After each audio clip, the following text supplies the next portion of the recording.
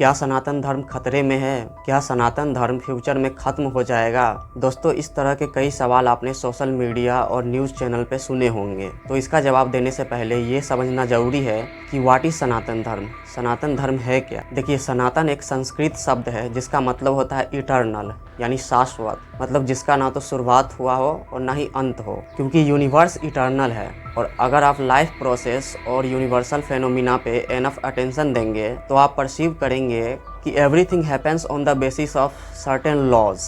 योगियों ने in laws को पहचाना और क्योंकि यह लॉज इटर्नल है, शाश्वत है, सनातन है, इसीलिए उन्होंने इन लॉज को सनातन कहा। अभी मैंने कई बार लॉज यानी कानून शब्द का प्रयोग किया है, क्योंकि लॉ का संस्कृत शब्द होता है धर्म। सिचुएशन और रिस्पॉन्सिबिलिटी के अकॉर्डिंग सबका अपना अपना धर्म होता है। जैसे एक टीचर का अपना धर्म होता है, स्टूडेंट का अपना धर्म होता है, पेरेंट का अपना धर्म होता है, चाइल्ड का अपना धर्म होता है, एंड सो ऑन। अगर हम जीवन को संचालित करने वाले इन लॉज या धर्म को फॉलो करें तो हम अपने अल्टीमेट वेलबीइंग को प्राप्त कर सकते हैं और अपने अल्टीमेट नेचर को भी जान सकते हैं। तो इस सब कॉन्टिनेंट में, जिसको भारत भूमि कहते हैं, इस भूमि पे एक कल्चर डेवलप हुआ जो सनातन धर्म के ऊपर आधारित था और बाद में धीरे धीरे इस कल्चर का नाम दिया गया हिंदू कल्चर। तो प्रॉपर क्वेश्चन ये होना चाहिए कि क्या हिंदू कल्चर खतरे में है? क्या हिंदू कल्चर समाप्त हो जाएगा या बचा रहेगा? देखिए, अगर लोग इन जीवन पद्धति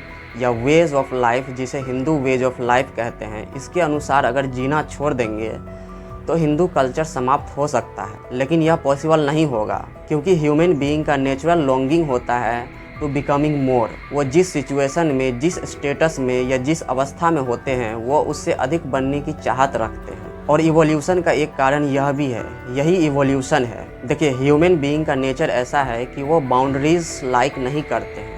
वो हमेशा चाहते हैं कि बाउंड्रीज़ को ब्रेक किया जाए, और जब वो स्टेप बाय स्टेप बाउंड्रीज़ को ब्रेक करते जाएंगे तो वो लिमिटलेस बनने की चाहत रखेंगे, और इसी को मुक्ति कहते हैं। मुक्ति means dissolution in the Cosmos, dissolution in the infinite, dissolution in the nothingness. मुक्ति मीन्स अल्टीमेट लिबरेशन। इस कल्चर में लोगों का अल्टीमेट गोल होता है मुक्ति, यानी अल्टीमेट लिबरेशन। और जब लोगों का अल्टीमेट गोल होगा मुक्ति, तो वो अल्टीमेटली वही वेज ऑफ लाइफ फॉलो करेंगे जिसे हिंदू वेज ऑफ लाइफ कहते हैं। और क्योंकि लोग कॉस्मिक लॉज और इसके एसेंस को समझने लग रहे हैं, तो लोग इन लॉज या इन धर्म के साथ तालमेल बनाने की कोशिश भी करते हैं और कोशिश करते रहेंगे, जिसको सनातन धर्म कहते हैं। हाँ, आने वाले समय में रिलीजन्स खत्म हो सकते हैं, क्योंकि नेक्स्ट जनरेशन को आप किसी बिलीफ सिस्टम में कैद नहीं कर सकते हैं, किसी बाउंड्री में उनको कैद नहीं किया जा सकता। वो हर क्वेश्चन के लिए क्यूरियस रहेंगे। उनके पीछे क्या साइंटिफिक रीजन है, क्या रेशनल